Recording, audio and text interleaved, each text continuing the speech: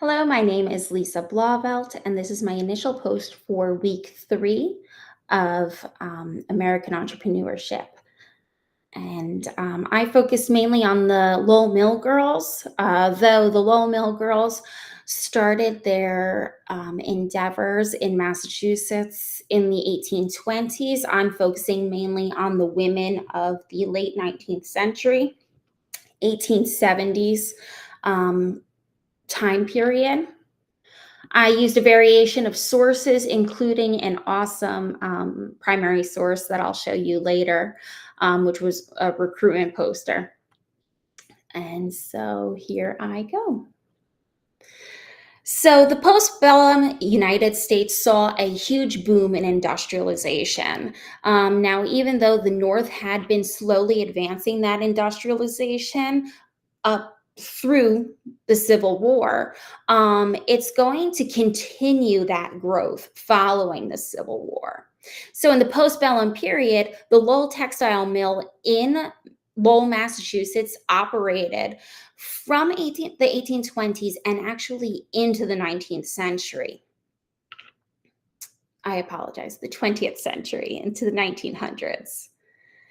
So, following the Civil War, textile mills actually started moving south, but the Lowell textile mill had already created a foundation that people trusted and people continued to do work with them because of their years of experience already.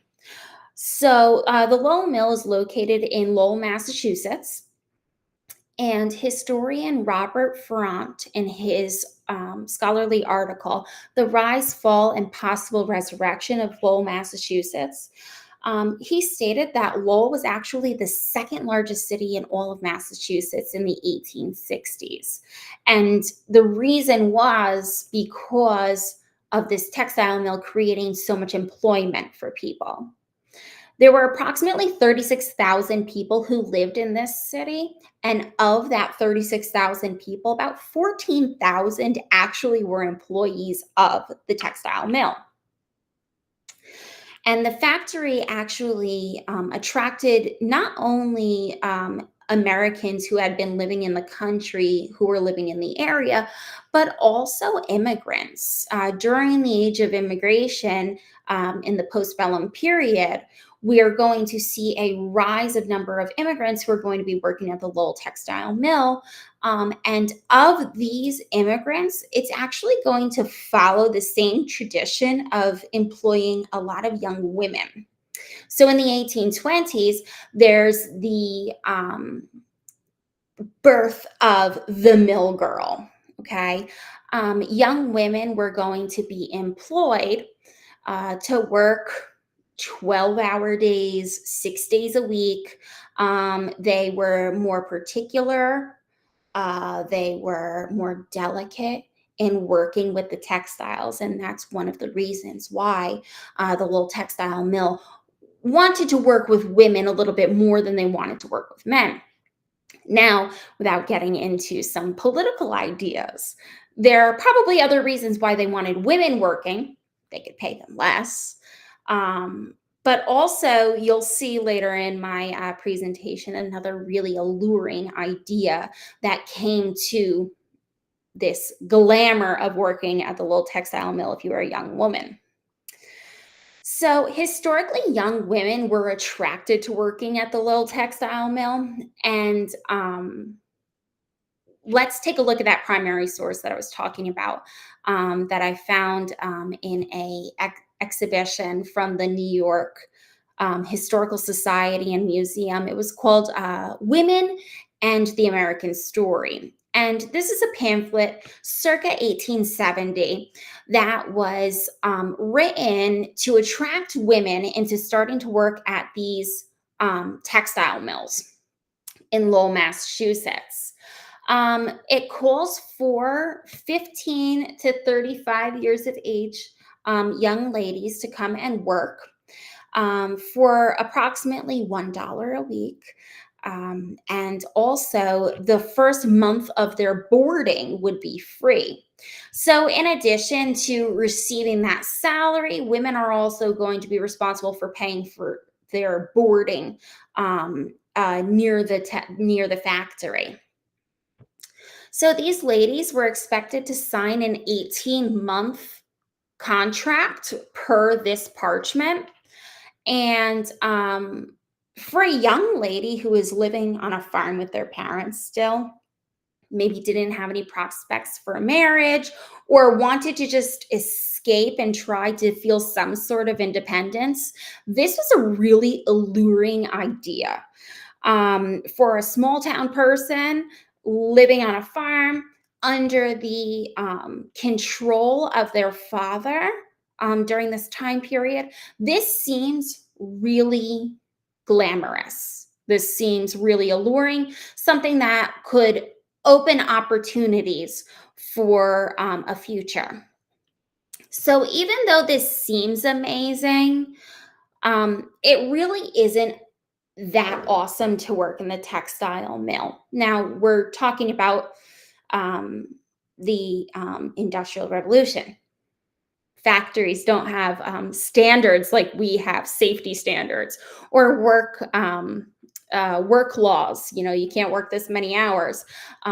It's very dangerous to work in factories. You could lose a limb, you could have another injury, and if you're injured, there is no sort of social security disability that's going to help you. Despite all of those issues, issues that were unique to the Lowell textile mill, are going to be going beyond the factory work. This is going to be something that's going to affect the moral standards of a woman. So even though they're supposed to be working all of these hours in this textile mill, they're also going to be watched and judged upon their life beyond the factory. Women would be put up into these boarding houses. And in the top left hand corner, you see different sections of houses. And within each of those sections, you're going to have about 20 to 40 women living there. In the room below that picture, you're going to have a typical bedroom. There's going to be about 4 to 6 women, two to a bed, living in these accommodations. And then we have the dining room, which is going to have all of the women coming together to eat 3 meals a day. The boarding house is required to feed them 3 times a day. And this is very nice. It's not by any means raggedy. It's not by any means dirty or anything that is an issue on that sense. But the issue goes to the psychological stuff. When we're talking about moral codes, the women were expected to follow these moral codes that weren't necessarily put on the men who were working in the field in the factory. For example, women had a strict curfew. Whoever was running the house, whether it was a female keeper or a husband and wife duo, they were required, as per their contract as the boarding house keeper, to watch all of the young ladies and make sure that they're upholding to their curfew. They also were ensuring that they were following moral discipline, not cursing, not drinking, praying, things like that. Um, the men who ran the company wanted these women to really be um, status symbols. You want to be a mill girl. They want people to be, seeing a woman walking down the street and be able to pinpoint, well, that's a mill girl. Look at how great she is. Look at how moral she is. So that kind of idea is not put on men who are living in the textile mill. And Even though men who are working there are also expected to follow, to observe the Sabbath. So on Sundays, they weren't supposed to work, they weren't supposed to go out, they were supposed to go to church. And men and women were also expected to be temperate, they were supposed to be abstaining from alcohol. But the men were not watched 24/7, not only in the workplace, but also at the home. Now, in looking back at all of this, there are positive negatives of being a mill girl. All in all, they're treated okay, but there are going to be a lot of psychological things that are going to be going through these mill girls' heads. They're going to go from the watching and overseeing of their father to this company that's run by men. So, these women weren't treated with the same respect and dignity as men. And even with the overwhelming cry during the Civil War for emancipation, okay, a call to an end of slavery, um, through the 13th, 14th, and 15th Amendments, we're going to see a law coming together and saying it was wrong of us to start treating other human beings as less.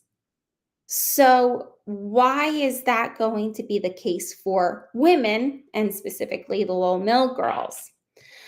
Um, though these experiences gave these women their first taste of independence and financial freedom, the boarding houses that had all of these women became a community and they created a culture. And with that, almost like an enlightenment salon, it's going to start spreading ideas. And these women are going to come together and they're going to start creating the next generation of feminists.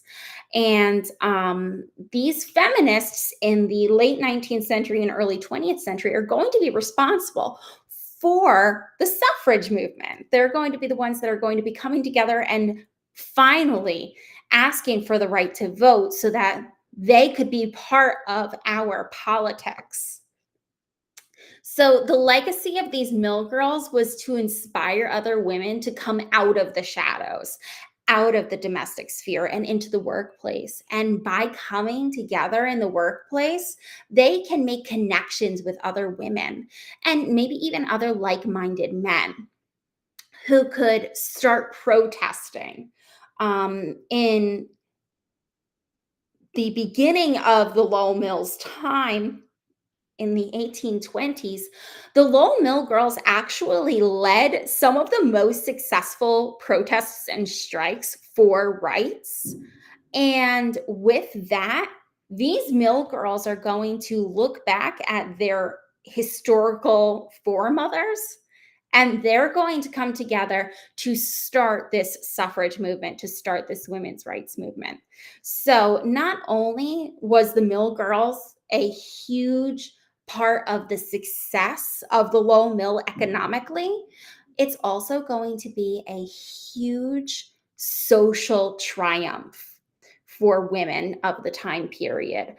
From the shift of the abolition movement, many abolitionists said that they couldn't focus on the women's rights movement because abolition was more important. Well, now we have emancipated the slaves. Now they could start focusing on the women. So I hope you enjoyed my initial post, and I look forward to hearing from all of you. Thank you.